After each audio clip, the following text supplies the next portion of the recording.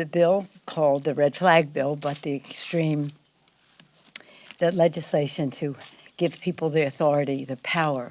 Why wouldn't you, if you knew that a family member or someone else made disturbing comments to you or that you menacing comments on the internet, why would you not make sure they did not have access to guns to do harm to themselves or someone else?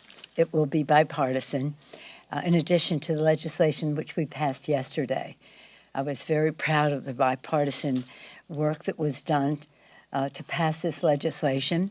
Of course, we're prayerful about what the Senate may come up with and are eager to hear what that is and to work together with them to turn it into the law of the land to protect the children. It's always, as I say, of, by, and for the children. Little did we know when all of this started so many years ago that children would be testifying to bearing witness to murder in their classrooms and the measures that they had to take to protect themselves. So for the children, we were pleased that yesterday we were able to pass legislation to lower the age for someone buying an assault weapon. Now, mind you, to buy a pistol, you have to be 21 years old, but to buy an assault weapon, you have to be 18. So it is a handgun 21, an assault weapon 18. Raise the age so that everyone has to be 21 years old, and we take assault weapons out of the hands of teenagers. Again, we were very pleased to have the legislation passed in a bipartisan way for the safe storage of guns.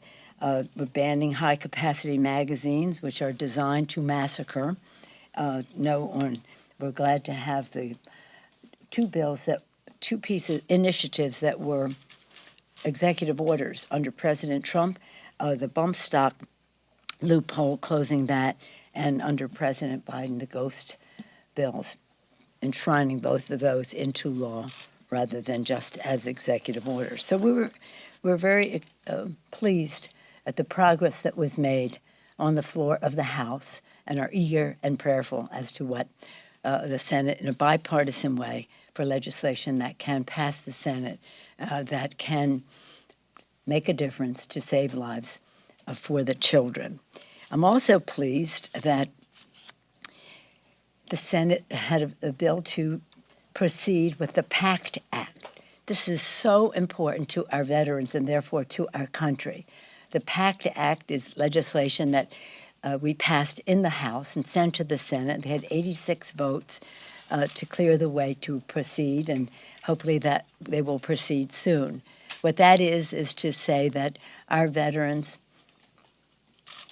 our men and women in uniform who have been exposed to burn pits, will now have an opportunity to have the respect, the care, and the opportunity they need to help them. Many of them have cancer, so in other words, not to have them prove to an almost impossible degree that they were there and that it happened. Jon Stewart has taken the lead on this. You probably saw some visibility about it. We passed it a while ago, but the Senate overwhelmingly, in a bipartisan way, has voted now to proceed. We are also working now next week. We will be having legislation on the floor that will talk about how we lower cost, how we address inflation, and how we reduce the deficit. I'm very pleased that we'll be bringing up the Ocean Shipping Reform Act, which is a bill to address the supply chain shortages that we have. When supply is short, costs are up. That important legislation has already passed the Senate, so we will be passing it in the House. We had our own version here, but in the interest of proceeding, we're going to take up the Senate bill that lowers costs for American consumers. We're also dealing with issues that relate to agriculture coming out of the Ag Committee, whether we're talking about more competition and a spotlight on what's happening in poultry and meat and all the rest of that. When we're talking about lowering costs at the pump, we have already done our price gouging legislation and market manipulation legislation, but we will also be doing more in terms of legislation to lower the cost of the country, to make further action to lower prices by making it cheaper, cleaner, unleaded 88 more available. And again, that's something that springs from a large number of members in our caucus that in many states has already been making a difference. So it is, again, inflation, lowering cost, reducing the national debt, very important, addressing the needs of our veterans, which is an ongoing responsibility that we have. But there's absolutely no question that this week has been very much about gun violence. If you go back a month or so, you might not have projected that that would be all-consuming now, but it should be all-consuming all the time, because as people talk about this is happening again and again and again, it really isn't. It's happening once, continuously. It's always happening, and we have to make it stop. And this legislation that we passed yesterday is very powerful in making a difference. Hopefully some of it will be part of what the Senate does, but we don't know. It's their negotiation, and we look forward to. We have great confidence in Chris Murphy, our former member of the House. He has made this his life's work, part of his life's work in Congress, having suffered the Newtown massacre in his district, as I say, where little children practically just out of diapers were shot down. So we talked about gun violence, protect our kids, what we did yesterday. I just want to say this because I don't know if you saw the hearing yesterday, and you wonder why anybody who had seen the hearing might not be more supportive of stopping the violence. But Mia Cirillo, she covered herself in her friend's blood so she could pretend to be dead during the Uvalde shooting. A little girl. A little girl. Again, in my own district, a fifth grader, she lost both of her parents in gun violence, separate instances. Fifth grade, she spoke at a rally about stopping gun violence. Little children are testifying. But yesterday, again, Zanetta Everhart, her son Zaire, was shot 4 times. He survived, almost killed. He survived what they viewed as a racist massacre.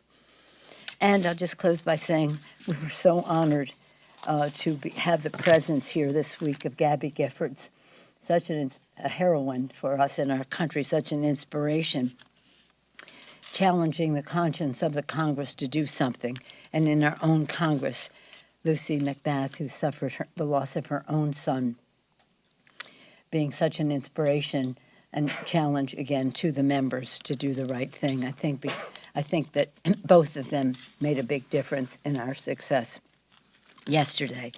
And as we go forward, any questions? Madam Speaker. Madam Speaker. Yeah. Madam Speaker. Yeah. On January 6th, the committee tonight, do you believe the committee will be able to reach the big chunk of Americans who've decided they just don't care about this anymore? I don't think that that's the case. First of all, let me just thank the members of the committee. They have been hard at work doing their patriotic duty to seek the truth, and we will see that revealed. I don't know. I've kept my distance from the committee, so I'll be watching just as everyone else is to see the presentation. I believe that tonight will be sort of an opening of the narration, the narrative of what happened as an assault on our democracy, on our Constitution, on our Capitol, on our Congress in a very violent way for a specific purpose to undermine the Constitution of the United States on a day set aside for the peaceful transfer of power. Can I rephrase that then? Do you worry, let me rephrase that then. Do you worry at all that there is this chunk of people who've decided the work of this committee isn't particularly important? I don't know. I don't know that. I do not know that. I know that there are people who would like it to go away, some of them in this very Congress, but I don't stipulate to what you have said, no. Yeah. Yeah, what do you got? Madam Speaker, I was wondering what the status of the Senate bill to protect Supreme Court justices is in the House. Well, your thoughts on Justice Kavanaugh? Right, we had, well, the justices are protected, as you all know. we were awaiting language from the Senate so that we could be completely up to date as to what they wanted to do. That's in the works. Mr. Hoyer's running that show, and if we had hoped that we could do it today, but we certainly will do it at the beginning of next week. Madam Yeah. Speaker, Yeah. Madam Speaker. Yes, ma'am. Cassie Simeo with Spectrum News. California had very low turnout on Tuesday for the election. Oh, you're talking politics now? Oh, yes, we're talking politics. Okay, well, we do that at a minimum under the dome, but anyway. But I asked you if you worried that the Democrats' message is getting lost when it comes to voters, kind of talking about what Garrett mentioned, do you think people are disinterested in politics due to what's happening? No, I don't at all. In fact, what I see is something quite different. Now, sitting here in Washington, D.C., you may draw some conclusion based on sitting here in Washington, D.C., but what we see around the country is a real interest in what comes next. They're very concerned about our democracy. They're very concerned about our freedom, whether we're talking about a woman's right to choose or the freedom to walk down the street without, or send their children to school without being endangered. They're very interested in the kitchen table issues, which have always been the heartbeat of the Democratic Party. How are we going to pay the bills, pay the rent, pay for food, pay for education, whatever the subject is. The issues that keep people awake at night are the decisions they make at that kitchen table. So we see something quite different. And I don't stipulate to your characterization of the public mood or yours. I do know that elections that happen now have a lower turnout than those that happen in November, and we expect to have a big turnout in November. And we have absolutely no intention of losing the House. Madam Speaker. Yeah, what do you got? Madam Speaker, the most recent bill that passed yesterday passed on a bipartisan basis. And on top of that, you just have the red flag legislation that. Yeah, and that's bipartisan. Right, and that's bipartisan too. How do you think that portends for the future of the bills in the Senate, that they could pass on a bipartisan basis? Are you in any contact with any of the senators about it? And how confident are you that that one piece of legislation, because it looks like the red flag legislation is going to pass, or there's going to be some red flag laws in the Senate. How positive that? Well, you know more than I do. I don't know what will come out of the negotiations in the Senate, but I have confidence in those who are negotiating in good faith on both sides of the aisle, and we are eager to see what that will be. Hopefully it will contain some of the measures which we think are life-saving in our legislation, but I don't know what their negotiations are because they are privy to the Senate. Yeah, Jake? Madam I Speaker, want to Madam drill down Speaker. that a little bit more. They seem to be talking about red flags, school safety, mental health, bolstering the mental health network, incorporating juvenile records into background checks. And that's the broad outline of what they've said. Is that right? You know more than I do because I don't have that knowledge about what they may do. But I will say this, that if it's life-saving and can make a difference, and they have bipartisan support for it, then we would welcome it, even though it won't be everything that we want. But we cannot have subterfuge. We can't have them say, well, it's about this and it's about that. No, it's about guns. And it's about other things, too. But we cannot avoid the fact that it's about guns, their availability, at what age, and what condition in terms of the person who's yes, sir. Last question. Do you think that, in light of these hearings that are coming up, do you think that in the fall that democracy, that what happened last January is on the ballot, or is it these kitchen table pocketbook issues that you mentioned that a lot of Americans are dealing with right now? Thank you so much for asking a substantive question. It's so refreshing. Yes. Who let you in here? I don't know. I think it's always about the kitchen table issues because these are what moves somebody to vote. Yes, it's about our democracy that is on the ballot. They assaulted the Capitol. They are undermining the elections by voter suppression and nullification of elections and the rest. And people expect us to take care of that. But they really want to know what we are doing in their interest and how they can manage for their families. It's always been about that. It's always been about the kitchen table issues. And that's what the Democratic Party is. No boardroom, corporate boardroom table, but the kitchen table. So as you have seen, we have passed legislation in the rescue package that put money in people's pockets with the child tax credit, got children safely in school, people safely back to work, shots in arms at a time when we had to move quickly to do so. And again, now what we're talking about is how we can lower cost. When you have, this president has overseen 8 million jobs created. Now, the private sector plays a major role in that. But this is historic. No president can make this claim that in this short period of time, nearly 8 million jobs were created. Unemployment was reduced in half. Wages have gone up. Many families now say into the 70s they no longer fear a $400 emergency. It was that high before that they did fear a $400 emergency would upset their whole monthly budgeting. So things have improved, but inflation has gone up, and we must address that because the cost of food and the price at the pump. Now, the price at the pump is affected by shortages, some of it caused by Putin. Part of this is Putin's price at the pump. Not all of it, but much of it. When you have lower supply, you have higher costs. That's just the way it is. So we have to recognize it. We have to mitigate for it. And that's part of what we have been doing, but we'll continue to do next week when we address the cost of food and agriculture, making it less expensive for farmers. For example, fertilizer. Fertilizer largely comes from Russia and places like that.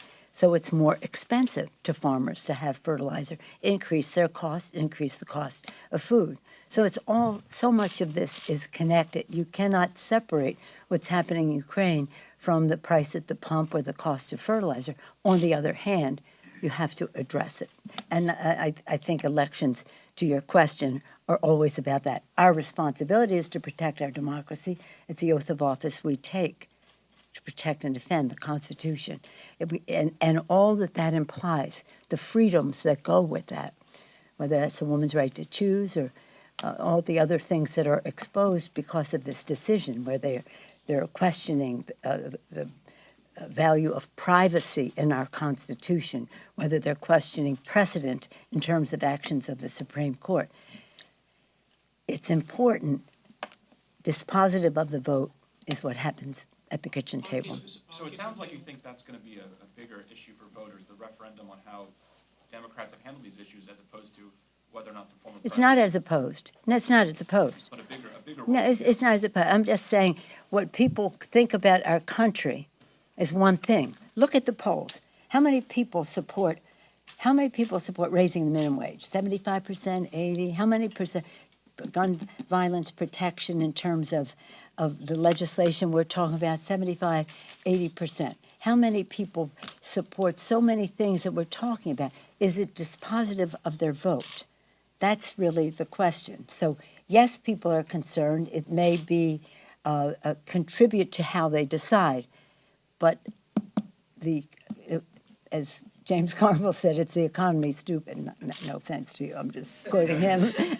Just quoting him. It is always what that is about. And this president has been just a champion for America's working families. He's been a champion on the kitchen table issues. And that's what campaigns are about, to get the message out. So we will be mobilizing at the grassroots level, owning the ground with a message of hope and optimism for the people, and again, with the intellectual, personal, and other resources necessary to do so. I feel pretty positive about it all. I'm optimistic, and I always am, but it is essential that not only that we win that argument at the polls, but we win that argument in the policy debate as well, because it is for the people, for the children. Thank you for your question. Thank you. How can you say that the justices are protected when there was an attempt on Justice Kavanaugh's life? You said the justices are protected, but there was an attempt on And Justice it's Kavanaugh's protected. life. It's protected.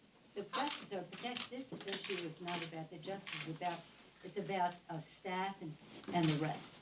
The justices are protected. So the Attorney General even doubled down on that.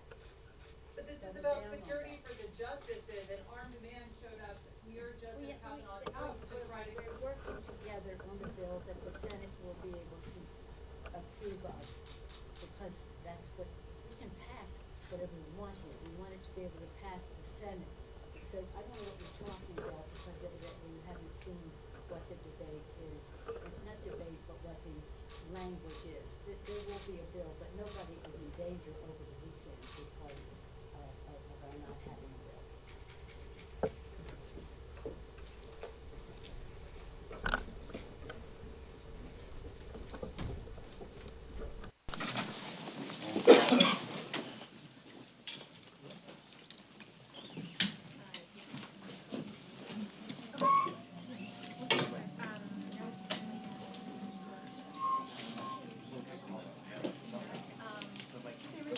Kenan, you want to check it?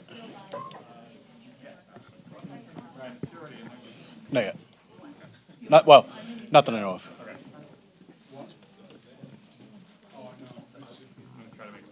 Yeah, it's still a little early. Yeah. 1098-765-4321. House Radio TV 1, 2, 3, 4, 5, 6, 7, 8, 9, 10. All good, Ken? 1, 2, 3, 4, 5, 6, 7, 8, 9, 10. 1098-765-4321. 1, 2.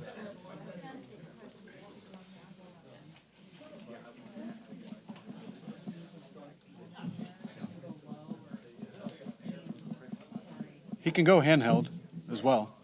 Yeah, because I mean, they're squeezed about as tight as they're going to get. I mean, you try to go on the other side of that column, but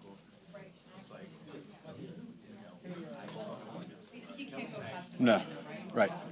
1098-765-4321. 1, 2, 3, 4, 5, 6, 7, 8, 9, 10. Testing.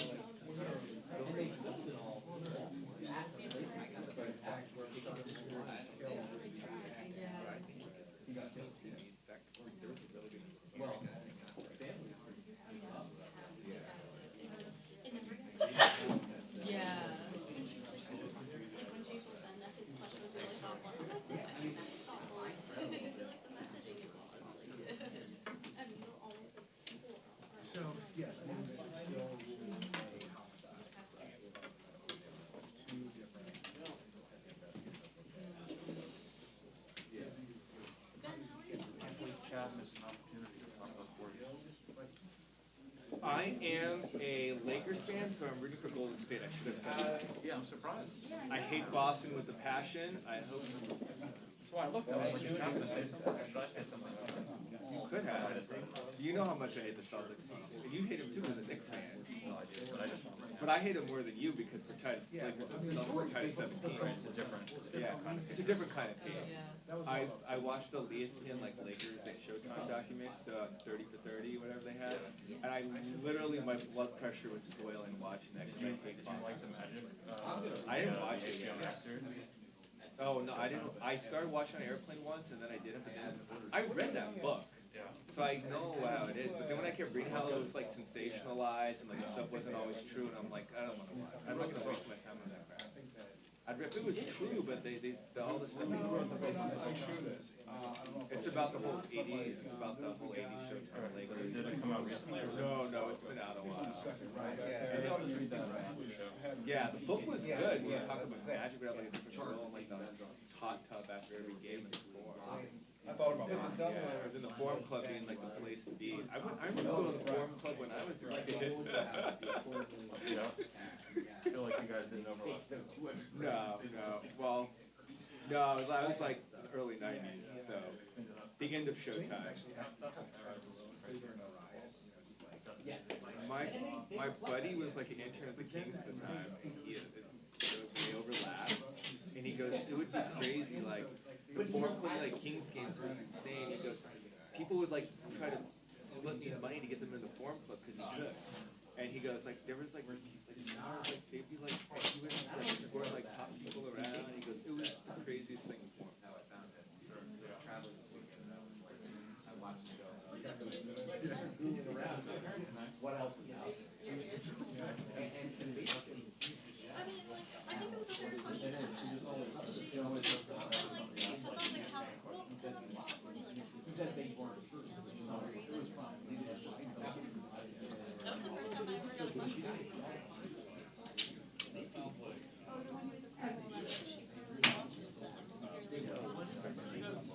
Well,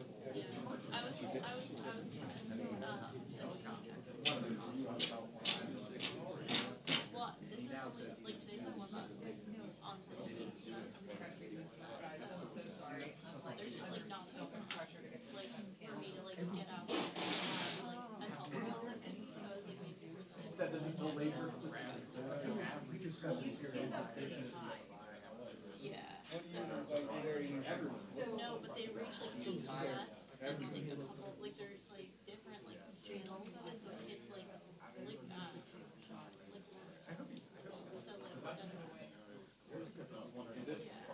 Yeah.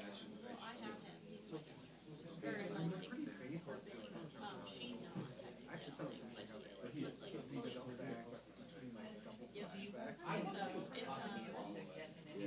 Yeah.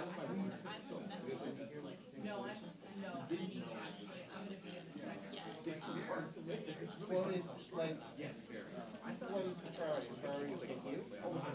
so relaxed.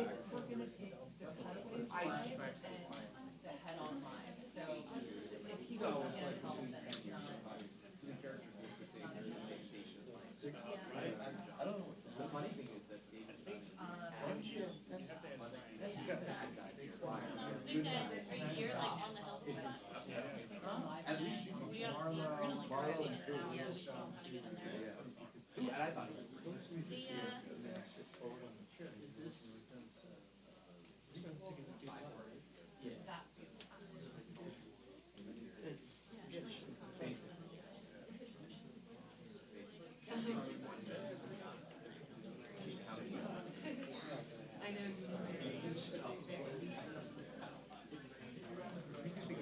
He was under consent decree too.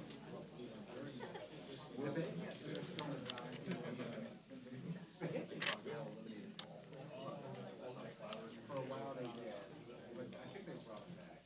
Yeah. Because at some point, like, things took like better, like, corrected. Right. And this isn't working yet, you kind of fun, yeah. Really fascinating stuff.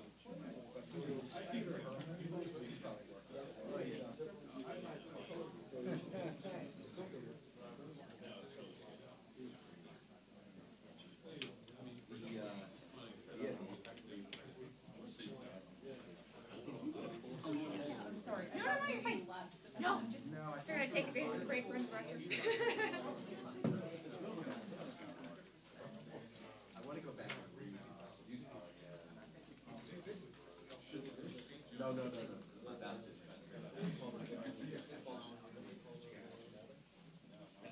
I guess when he was fixing when I was watching, I was wondering how much. It's the most ridiculous story of all time. One composite character.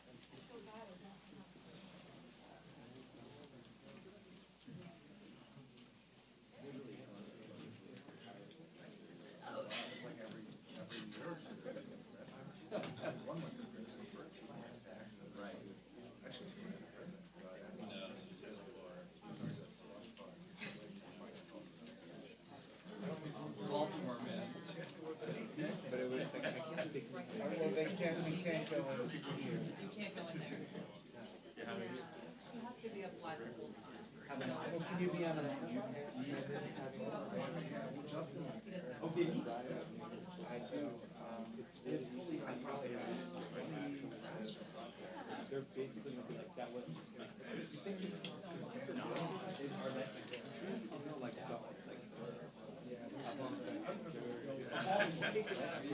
I will never know what the context actually was.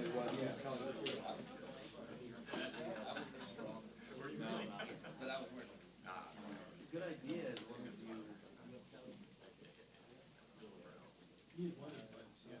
What's that? He wanted to buy this. I mean, obviously the paper. Yes.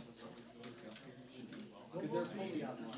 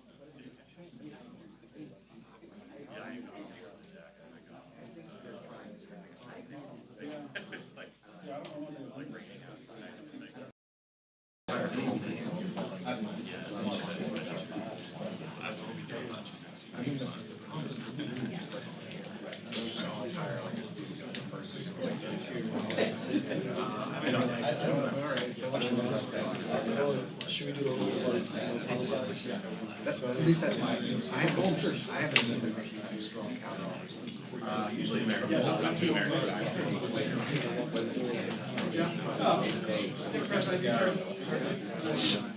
Really?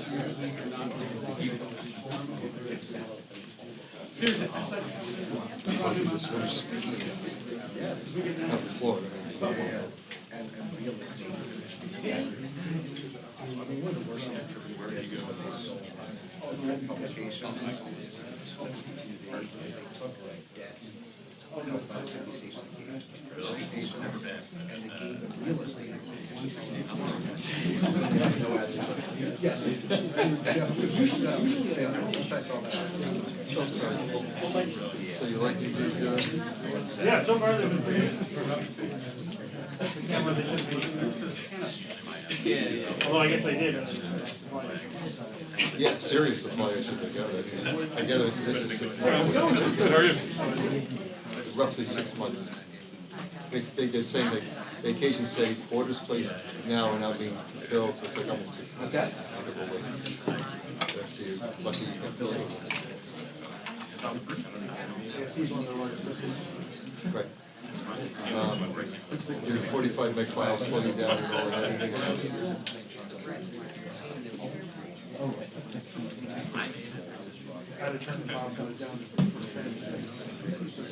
Right. No, there's no. You sent us talking about it. They don't have 2 C7s. I'm waiting, this is Z6, I'm waiting for Z6-3, or the next version, I'm hoping will have some of the technologies of this. No, this is actually wrong. You find it, you using D456, right, so how does this compare to that? You get the file size difference. No, I mean, easy change, you find it's better, worse, you get other than the file size.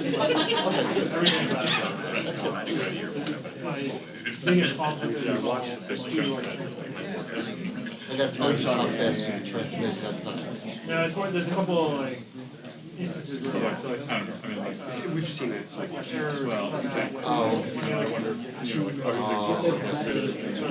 We hope it's a firmware iteration.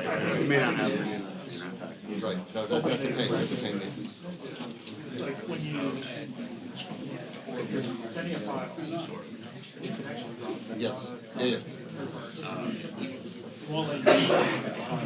It's not smart enough to try again. I know. It tries, but it spits out. Right, okay. So you have to go through, figure out which file it was that got broken. That's a firmware, I mean, that's a logic You issue. can't send that. Right, it's a logic issue. No other cameras. So they changed something. Right. Hopefully they'll fix it in some future. Well, this is a very high profile product for them, and it's a recent product, so there's a good chance there's more firmware updates I mean, coming. already there was a 2 minutes. Thanks a lot, so. Now the camera will, they'll take pictures before you. Oh, I read about that. If you miss a picture. And have you actually seen that work for you? It only works under very specific, like, it works for sports. Okay. You can't shoot raw. Oh, okay, yeah, yeah. And you have to be shooting a certain number. That is sort of an amazing conceptual idea. I mean, it's just always recorded. It is a conceptual. Yeah, this conceptually, that's amazing. But yes, it's always recorded. I'm not sure It's it's a ethical. sensor. Well, the sensors over the so I guess it's a buffer. It's a buffer. But it's still conceptual. It's You did not hear my microphone? Okay. Check, check, check, check, check, check, check, check. All right. No, no one cares about that anymore. No one cares.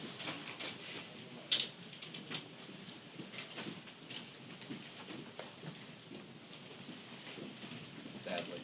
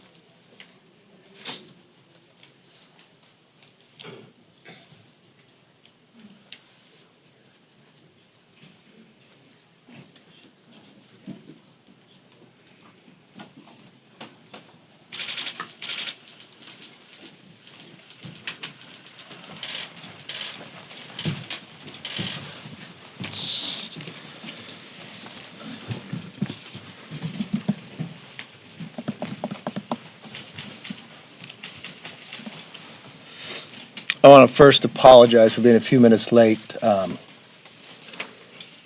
was on the floor asking me for unanimous consent to move the Supreme Court security bill that was passed by the Senate by 100 votes, and it was denied.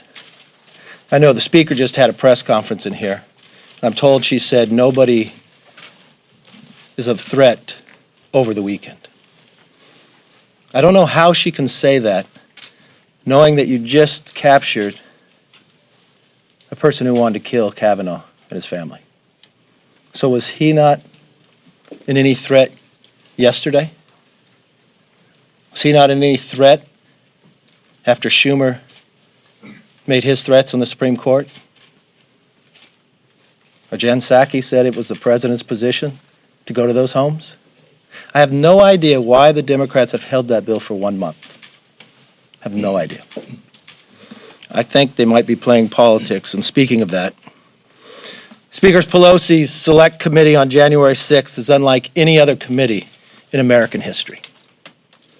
In fact, it is the most political and least legitimate committee in American history. It has used congressional subpoenas to attack Republicans, violate due process, and infringe on the political speech of private citizens. It has actually been caught altering evidence, including the text messages of our ranking member, Jim Jordan. It has permanently damaged the House and divided this country. And let's be honest, it is a smokescreen for Democrats to push their radical agenda. You read it in Axios just this week. The battles internally, because what do? They want to federalize the elections, and they're talking about their real outcome of what they want to achieve, abolish the Electoral College. All the while that the Democrats are ignoring really what is affecting the American people. The highest inflation in more than 40 years. Record high gas prices. Doubled since President Biden has taken office. Lack of baby formula. Unsecure border. Fentanyl coming across. Now the #1 killer of Americans between the ages of 18 and 45. Now let's be very clear. The violence at the Capitol that day was wrong, and we have repeatedly denounced it. But keeping the Capitol safe is not the point of Pelosi's illegitimate Select Committee. From the beginning, the Select Committee refused to investigate the real circumstances that led to the riot, including the lack of security around the Capitol. They also ignored the left-wing mob violence, which led to riots and loss of life across the country that summer. When House Republicans proposed investigating these facts, as you'll remember, on January 12th, we put it to the floor and every single Democrat voted no. When I sent Pelosi a letter after they voted no, she did not respond for 3 months. Then she jumped to create a Select Committee. Not only that, she rejected the minority's picks to be on the committee. That's going against 232 years of a tradition in this House. You reject the minority to have a say in the committee. Who did she reject? Congressman Jim Banks, a distinguished Afghanistan veteran. She rejected Congressman Jim Jordan. He's the ranking and maybe soon to be chair of Judiciary Committee.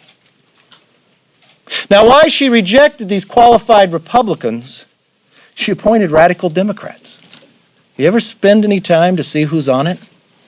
She appointed Chairman Thompson, who, to be clear, objected to the presidential electors in 2005. She appointed Congressman Raskin, who also objected to the presidential electors in 2017. But let's not forget what else he said. He called for President Trump's impeachment Not during his term in office, but between him when he was elected and being sworn in. And then she appointed Congressman Schiff. Just saying that name should be enough. But we watched what Schiff has done to our country. The years of lying about the Russian hoax. The changing of evidence we found as he went, and the denying of the Hunter Biden laptop. You know, our future rests on the ability of Americans to trust our political system, to have safer streets, to have affordable food and gas, and to have confidence that their elected officials are listening to real concerns.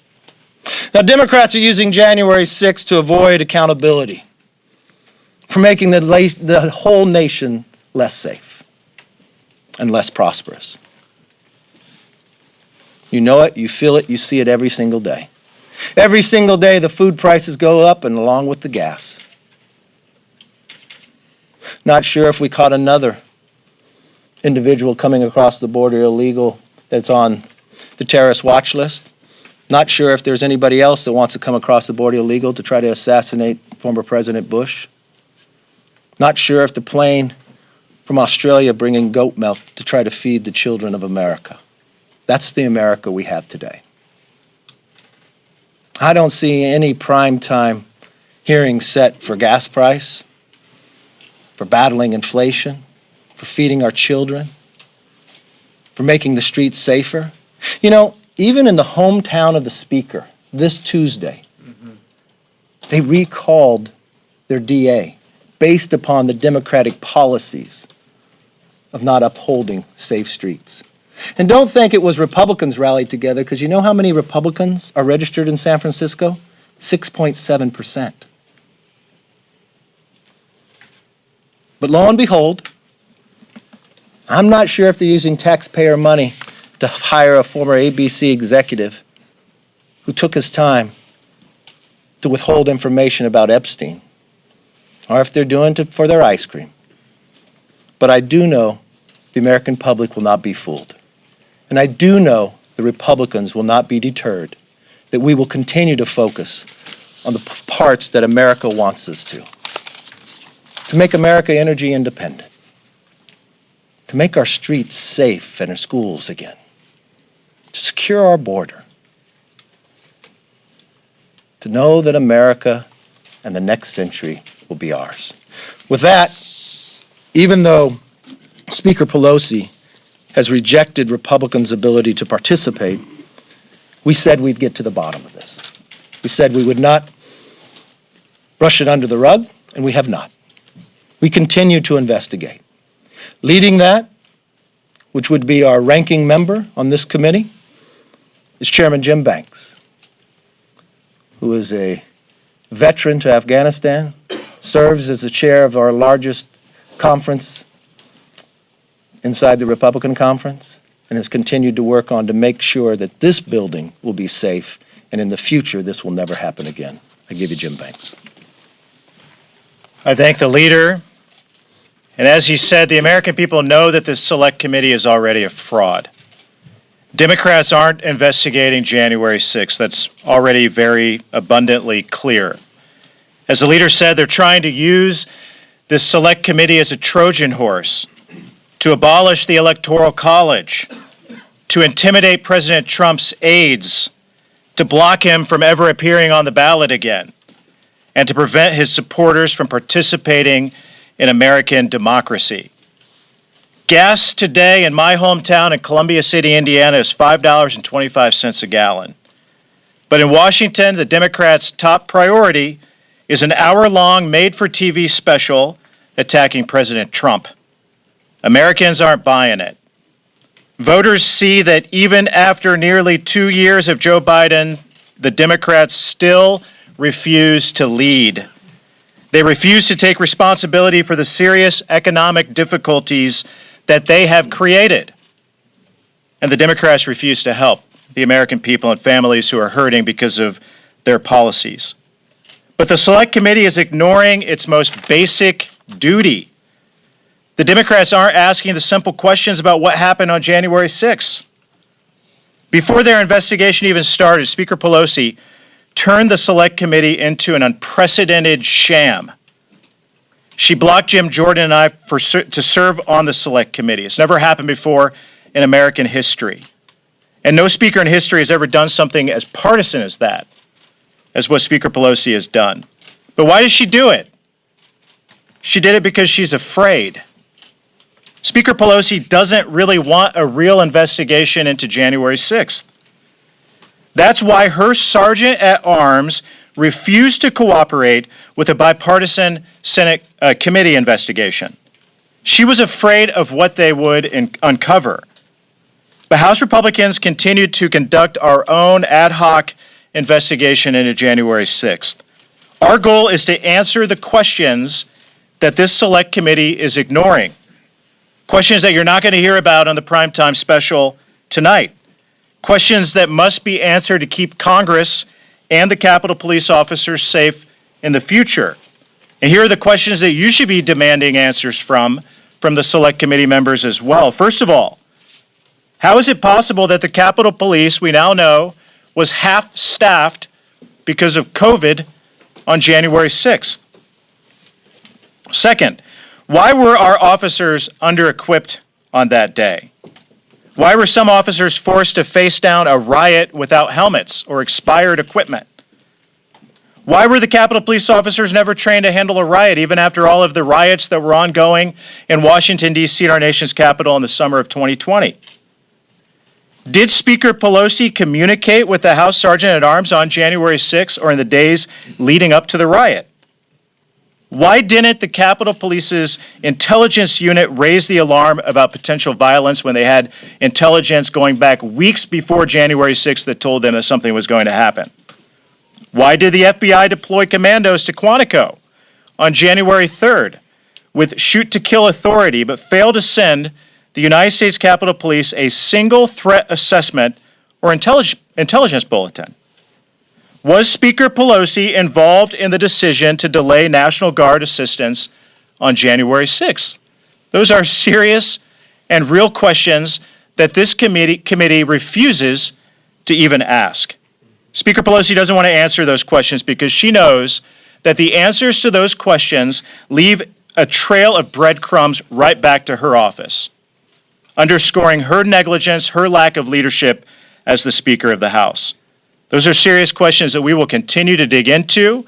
Our report will be coming and it will be finished in the weeks to come, and we will present to you serious issues and recommendations of what Congress and the next Speaker of the House can do to provide better leadership and secure the United States Capitol so that something like January 6th never happens again. With that, thank you. I yield to Whip Scalise. Thank you, Jim. And Jim Banks just raised some very serious questions that should be answered by the January 6th Commission, but they're not. And they're not for a very specific reason, and that's because Nancy Pelosi doesn't want those questions to be answered. In fact, she took the unprecedented step of kicking Jim Banks and Jim Jordan off of the January 6th committee because they were going to ask those questions that a lot of people would like the answers to. So when you hear them talking about it's all about getting to the truth, if they really believed in getting to the truth, they would have kept Jim Banks and Jim Jordan on the committee to ask those questions and get the truth. But that's not what this has been about. Never was to Nancy Pelosi. It was always about politics. And if there was any doubt that it was about politics, Nancy Pelosi removed that doubt when she took the unprecedented step of kicking the Republicans off of the committee that Leader McCarthy had appointed. And so it begs the question, as we go around the country, as I go around my district, we're all being asked the same questions. The questions our constituents are asking is, what is Congress going to do to help alleviate the problems that are hurting families in South Louisiana, all across the country? What are they going to do to lower inflation, to lower gas prices, to secure America's border? That's the questions families are asking me and my colleagues around the country. I was just on the floor a few minutes ago and asked Leader Hoyer if he would bring up a bill that we have. House Republicans have put together a broad package of legislation to lower gas prices. And they refuse, Nancy Pelosi and all of her minions refuse to bring bills like that to the floor. And so as you're watching tonight, however many watch, I think it's important to note what primetime lineup is not included by Nancy Pelosi. Is Nancy Pelosi going to hold a primetime hearing on inflation? I'd sure like to see that. I think a lot of Americans would. Is Nancy Pelosi going to hold a primetime hearing on lowering gas prices? They've refused to so far. They won't even bring a bill to the floor that will lower gas prices, and everybody knows what needs to happen to lower gas prices. Because just 2 years ago, we were paying about $2 a gallon at the pump, and today we're paying way more than double that. In many places, well over $5 a gallon, when we know the answer. And it's not Joe Biden going to Saudi Arabia and begging OPEC, begging monopolies, begging dictators, begging Putin to produce more oil, when the oil we need to secure America's energy security as well as our economic security is right here beneath our feet. We've got the energy here. And by the way, we produce it cleaner than anywhere else in the world. And so whatever his carbon footprint is going to be to go to fly to Saudi Arabia to talk about saving the planet by asking them to produce energy because he's beholden to the radical left who don't want to produce energy in America. Why don't we have a hearing on that? Why don't we have a hearing on the border crisis? We could maybe invite Vice President Kamala Harris, who Joe Biden put in charge of it. She's yet to go to the border. This crisis is not just at our southern border, it's touching every community in America. The fentanyl that's killing thousands of young kids every single year. That fentanyl's coming across our southern border because Joe Biden has turned operational control of America's border over to drug cartels. Where's that hearing? Baby formula. There was just a report yesterday that came out that said Joe Biden's FDA knew last year that there was going to be a crisis with baby formula.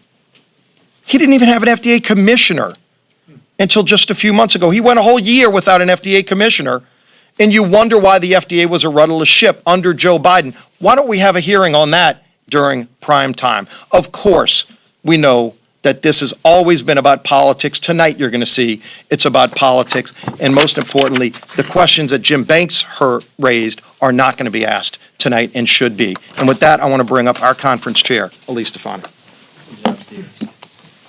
Thank you to the whip. Nancy Pelosi's sham committee is illegitimate, and its sole purpose is to punish Democrats' political opponents. It will not prevent another January 6th from happening. It is not about finding out why Nancy Pelosi left the Capitol so ill-prepared on that day, and it does absolutely nothing to address the numerous crises Americans are suffering from every single day because of Joe Biden, Nancy Pelosi's radical far-left agenda. The truth is, House Democrats have no agenda for Americans and no real solutions to the problems that we face on a daily basis. And they are desperately, shamelessly trying to change the narrative. But the American people are smart. They see this for exactly what it is, a desperate partisan distraction, a circus to move the focus away from the issues that actually impact people's lives. House Republicans, we will continue to focus on the issues that matter to the American people and to how to solve the numerous crises Joe Biden and House Democrats' agenda has created. Historically high gas prices that have now doubled since Joe Biden took office. Over 70% of our nation's baby formula is out of stock. In my home district, I have a 9-month-old, they are rationing baby formula. This is the United States of America, folks. This is unacceptable, and it's directly because of Joe Biden. Inflation is at a 40-year high, higher than any point in my lifetime. Violent crime continues to skyrocket because of Democrats' soft-on-crime policies, and one of possibly the largest migrant caravans ever is headed to our southern border. House Republicans have an agenda and are focused on these issues. House Democrats are focusing on this partisan witch hunt. And I'm proud to turn it over to our leader, Leader McCarthy. Let's open up for some questions. Yes, sir. Leader McCarthy, Mr. Banks posed his questions for the Speaker Pelosi. Will you be asking the same questions to Mitch McConnell? He also had an appointee on the Capitol Police Board, the Senate Sergeant at Arms. Will you ask them those same questions you want about Capitol security that day in January? Yes, because we want to get to the bottom of why this Capitol was so ill-prepared, There's reports that was offered National Guard as early as January 2nd. We do not know why they weren't here. I've seen intel reporting after this. It watched that the crowd got out of control. People were warned ahead of time. They were offering of a National Guard. We'd like to know to the bottom of why they weren't there. Jonathan, how are you? Thank you. Can you just clarify something? Do you believe that Joe Biden was the legitimate victor of the 2020 election? And do you believe that Donald Trump is just flat wrong when he says the election was stolen? Look, we've answered this question a long time. Joe Biden is the president. I think you can look that there's a lot of problems still within the election process. They just arrested a former Democratic congressman just was it yesterday in Pennsylvania and Philadelphia? And as we find a lot more information out there, we want to make sure more people have the ability to vote and that it's as secure and with the election where we go. Yes, ma'am. That wasn't my question. Yeah, your question. Your question was in the White House. Was it legitimate? Is Donald Trump wrong when he says the election was stolen? You know, Jonathan, we talked about this a long time. I've already answered that question. Thank you. What was the answer? Is Thank you. We'll move on now. Thank you very much. Thank you. So you won't answer that? Jonathan, I've answered it numerous times. I know you have a microphone. I know what you want to do. I've already answered the questions with you many times. Is he wrong when he says the Thank you for your time. Go right ahead. Can I get a show of hands on the stage who plans to watch the hearing tonight? Does anyone? Yes, sir. Yes, Minority Leader McCarthy. Does the committee have, and do your members have any idea of when your alternative report will actually come out, and if any other and how many people are actually cooperating with Mr. Banks's alternative investigation? So if you're asking if we've already have on Amazon for people to purchase the report and the date. No, I know, but that's what the Democrats have. So I mean, if you're wondering if ours is going to be political like that, no, but our report will come out soon and we'll let you know when it is. Yes. Mr. Leader, I mean, you've enumerated your concerns with this committee, but even still, we have seen numerous members from the Trump White House, even some members of the president's own family, former president that is, appear before this committee. So why not testify? Why not be transparent? Well, let's raise that question, all right? Am I transparent?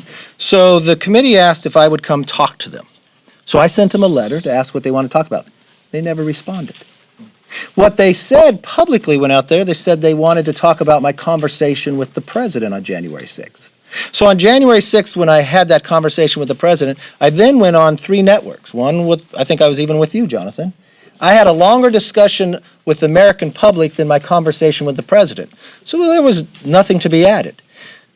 To go about, and then the argument of whether you could subpoena members themselves, it purely looks to me like it's political. We sent a letter back, raised a lot of questions about this. Because the first hand that you'd have to realize is, if you go to Quinn Watkins, the Supreme Court has told the Congress about the separations of power. Does the committee have a legitimate legislative purpose? Yes, but we have a separation of powers. The legitimate legislative purpose would be exactly what the Senate bipartisan committee did. They believe they want to be like an attorney general or something. That's why it's done. The committee was passed the rule by Congress to say it would have 13 members. It does not have 13 members. The committee said that they could either have you come in or write you questions. We said we'd answer. They would not do that.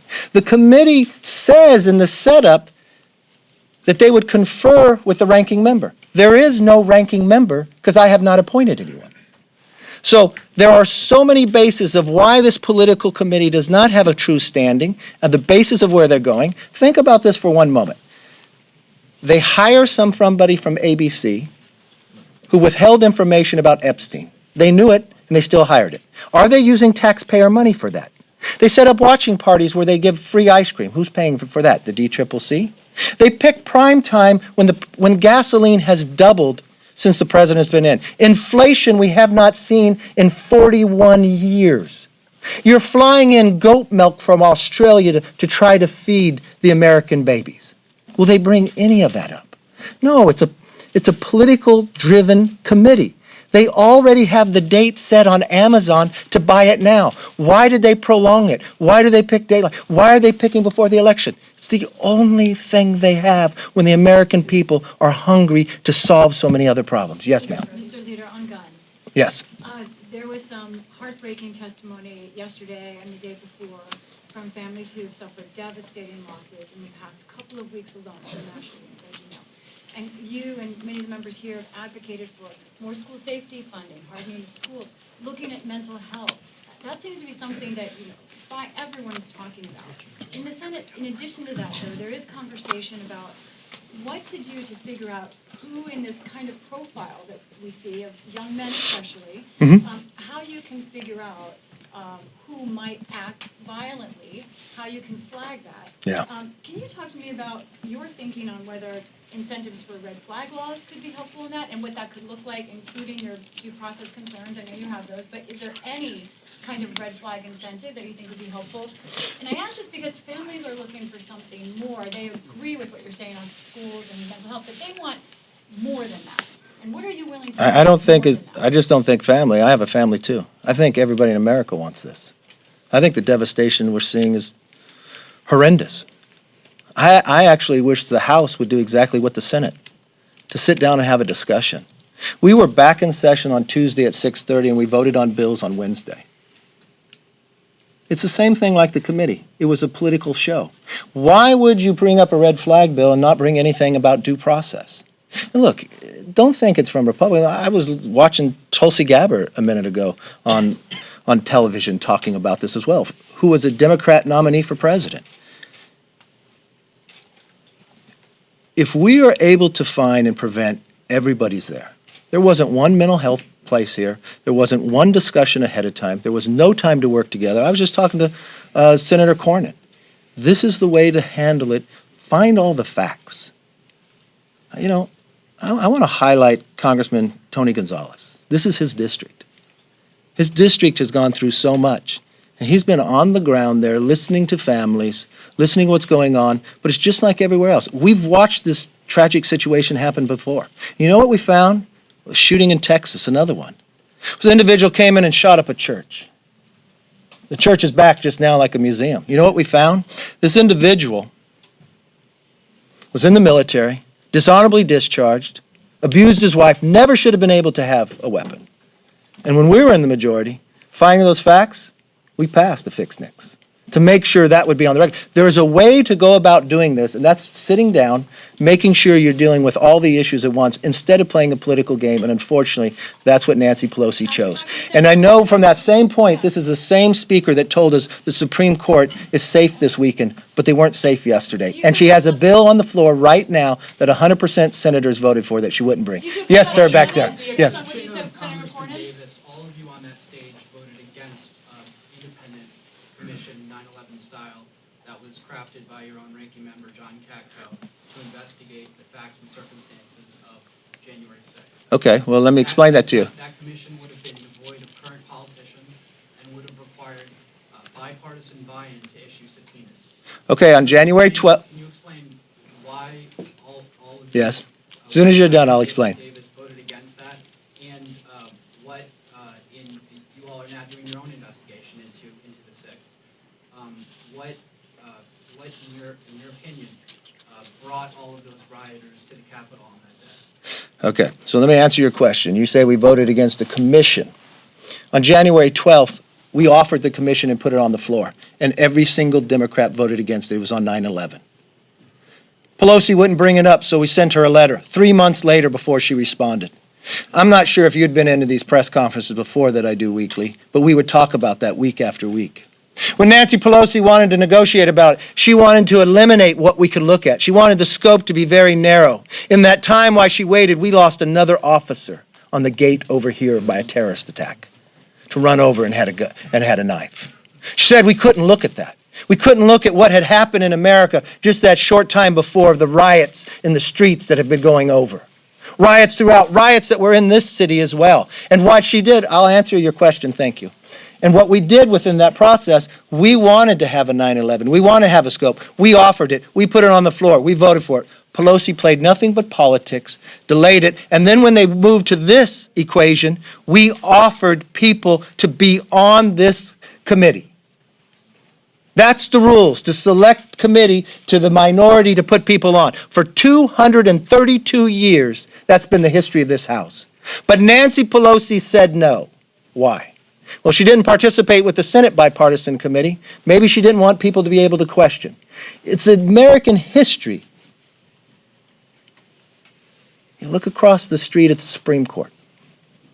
You got that statue of a lady with a blindfold with a scale to be fair, to be equal. She wanted to make sure it was not equal. That she wanted to pick and choose who could be on, that we didn't have the right. Never before in the history it allowed that to be. So no, we didn't participate with her political scam. We offered it 6 days after January 6th, a 9/11 committee. Write it the way it happened. Yes. Leader McCarthy, you said both publicly and privately after January 6th that you thought Trump bore some responsibility for the attack. Do you still feel like he was in any way responsible? Look, I've answered that many times. I thought everybody in the country bared some responsibility based upon what has been going on, the riots on the streets, the others. Having spent time and seeing what's going forward, what happened in January 2nd when the National Guard was offered to protect this Capitol? Prior to January 6th, we had a problem at this Capitol where they broke through the police on the Kavanaugh hearings. What change took there? There's a legislative purpose for Congress to look at. You have a separation of powers. Pelosi continues to play politics. Just the same reason why she won't do anything to let America become energy independent. She won't do anything to make sure those Supreme Court justices are going to be safe over the weekend. By unanimous consent. That's all it took, one member on the floor to say that. Yes, ma'am. Should voters punish members who voted in favor of the January 6th commission? Well, I don't know, because Thompson, voted in favor of the January 6th commission? No, no, members have a right to vote however they want. There's no problem, And also about Chris Jacobs. Chris Jacobs couldn't run after what he said about assault weapons. That's not true. What is your That's not true. He could run. He made a decision. He was, exactly, but what is your opinion? My opinion, if After he got such backlash from members of the party and member voters. I don't remember saying one thing about Chris Jacobs. My belief is Chris Jacobs ran again, he would have got reelected. Leader Yes. McCarthy, Kilmany Dupart with Newsmax. Many in the media and Democrats characterize what happened on January 6th as an insurrection, and it's become really the de facto term to describe the events of that day. Was January 6th an insurrection? And if not, what term would you use to describe? Look, what January 6th happened on the Capitol was wrong. Those that broke in the Capitol were wrong and should be dealt with. And that's exactly what we have in the process, that the police, the FBI, to deal with. The role within Congress, we should look at why we're so ill-prepared that day and how do we protect it. Yes, sir. Leader McCarthy, why do you think people stormed the Capitol, and do you think that motivation deserves to be investigated? Yeah, that's what the FBI did. Thank you. Two-part question here. A number of your members, I don't know if you said this specifically, a number of your members have said, if you take the majority, you'll launch investigations into Hunter Biden. I'm curious what the legislative angle is on that. And number two, what will you do if people look at your investigations, if you're in the majority, and say they're illegitimate? We're not gonna respond to it. Because we won't be illegitimate. We won't say Democrats won't be on committee. We won't issue subpoenas for going after our political opponents. We'll do exactly what Congress is supposed to do. We'll uphold the Constitution. If there's a place for us to investigate, we'll investigate. Yes, sir.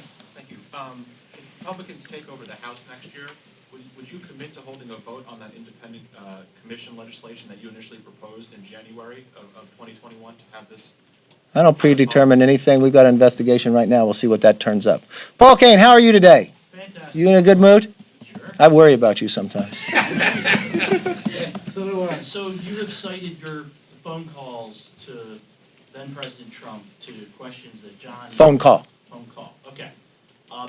You want to ask if I talked to him today? Trump, no. Oh, okay. Trump, well, That's your normal question. Trump rejects your version of that. Trump. What part does he reject? He told the authors Jonathan Martin and Alex Burns that there was no angry call at all, and that your description of the call that was on air and that you've told other members was wrong, and they asked why would he mischaracterize the phone call. And he told them on the record in an interview, inferiority complex. Who was right? I don't know. Do you think I have an inferiority complex?